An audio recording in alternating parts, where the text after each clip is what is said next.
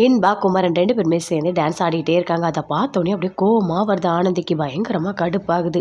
அப்படியே போயிட்டு ஒரு ரூம்ல உட்காந்துட்டு இருக்காங்க. பின்னாடியே போறாங்க குணவதி. போயிட்டு, "இங்க பாரு, நீ எதுக்கு இப்போ இவ்வளோ டென்ஷன் ஆகுற? குமரன் சார் கூட அந்த இன்பா சேர்ந்து ஆடுனாளே அதனாலயா? நீ கோவப்படாத சரியா? நான் ஒரு முக்கியமான விஷயத்த உங்ககிட்ட சொல்றதுக்காக இங்க வந்திருக்கேன்" அப்படின்னு சொல்றாங்க. "என்ன?" அப்படின்னு கேட்குறாங்க ஆனந்தி. "இல்ல, அந்த இன்பா இருக்கால்ல, அவ வந்து குமரனை லவ் பண்ணவே இல்லை. எல்லாமே பொய் சொல்லியிருக்காங்க" அப்படின்னு சொல்றாங்க. குணவதி அத கேட்டோனே ஆனந்தி பயங்கரமா சந்தோஷப்படுறாங்க. "என்ன சொல்ற? மறுபடியும் சொல்லு" அப்படின்னு சொல்லிட்டு. "இன்பா உன்கிட்ட சொன்னது எல்லாமே பொய். குமரன லவ் பண்ணவே இல்ல.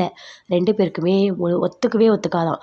அதுவும் குமரனுக்கு இன்பாவ கண்டாலே பயங்கரமா கோவம் வருமாம். அதனால தான் ஸ்டேஜ்லயே அடிச்சுட்டாரு முத்தம் குடுக்கும்போது" அப்படின்னு குணவதி சொல்றாங்க. அத கேட்டோனே ஆனந்தி மனசுக்குள்ள ஒரே சந்தோஷமா இருக்கு. அப்படியே சிரிக்கிறாங்க. "சரியா?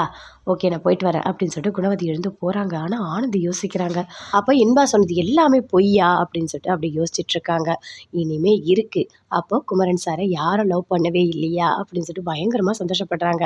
அப்ப மனசுக்குள்ள நினைக்கிறாங்க, "ஆமா, குமரன் சார அந்த இன்பா லவ் பண்ணல. உனக்கு என்ன இவ்ளோ சந்தோஷமா இருக்கு?" அப்படின்னு சொல்லிட்டு மனசுக்கிட்டயே அப்படியே கேள்வி கேட்டுட்டே இருக்காங்க.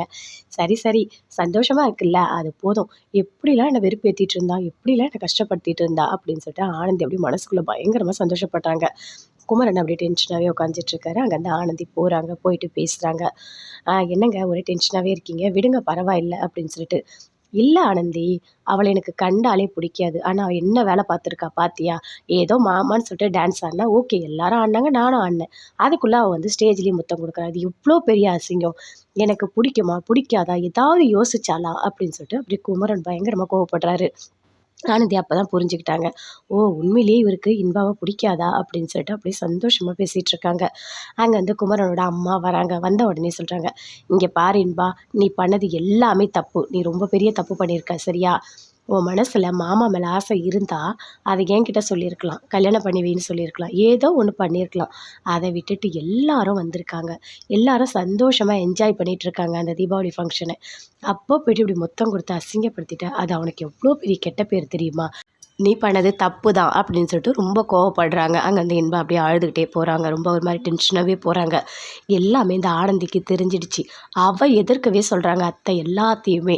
"உனக்கும் மாமாவுக்கும் செட் ஆகாதுன்னு சொல்லிட்டு இவ்ளோ நாள் அவள நான் ஏமாத்திட்டு இருந்தேன்" அப்படின்னு சொல்லிட்டு இன்பா அப்படியே மனசுக்குள்ளேயே பயங்கரமா அழறாங்க. தேம்பி தேம்பி அழுதுட்டே இருக்காங்க. ஆனந்தி கிட்ட பேசுறாங்க. "நீயே சொல்லுமா, அவ பண்ணது தப்பா இல்லையா? மாமா மொறை இருக்கு, ஓகே, எல்லாமே. அதுக்காக இப்படி தான் நடந்துப்பாங்களா?" அப்படின்னு அவங்க அம்மா கேட்குறாங்க. அப்படியே ஆனந்தி அமைதியா இருக்காங்க. எதுவுமே பேசவே இல்ல. "சரி விடுமா, அத பத்தி எதுவும் பேசாத" அப்படின்னு சொல்லிட்டு குமரன் அங்கேருந்து அப்படியே எழுந்து போறாரு. அப்படியே குணவதி வராங்க. வந்து ஆனந்தி பக்கத்துல இருக்காங்க. "என்ன ஆனந்தி, உன்னோட முகத்துல அப்படியே ஒரு லைட் எரியற மாதிரி இருக்கே! பயங்கரமா மனசுக்குள்ள சந்தோஷமா இருக்க மாதிரி இருக்கு" அப்படின்னு சொல்றாங்க. "ஐயோ! அதெல்லாம் ஒண்ணும் இல்ல. நான் எப்பவும் போல தான் இருக்கேன். உன் கண்ணுக்கு பார்க்கறதுக்கு அப்படி தெரியுது" அப்படின்னு சொல்றாங்க. "இல்லையே, குமரன் சார இன்பா லவ் பண்ணலன்னு சொன்ன உடனேவே உன்னோட ஃபேஸ்ல அப்படி ஒரு ரியாக்ஷன். பார்க்கவே அவ்வளோ ஒரு பிரகாசமா இருக்கு" அப்படின்னு சொல்றாங்க.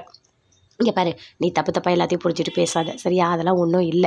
நான் எப்பவும் போல தான் இருக்கேன். உன் கண்ணுக்கு தான் அப்படி தெரியுது" அப்படின்னு ஆனந்தி சொல்றாங்க. சொல்லிட்டு அப்படியே வெட்கப்படுறாங்க. இத குணவதி பார்த்துட்டு, "ஓ! ஓ! அப்படியா?" அப்படின்னு சொல்லிட்டு.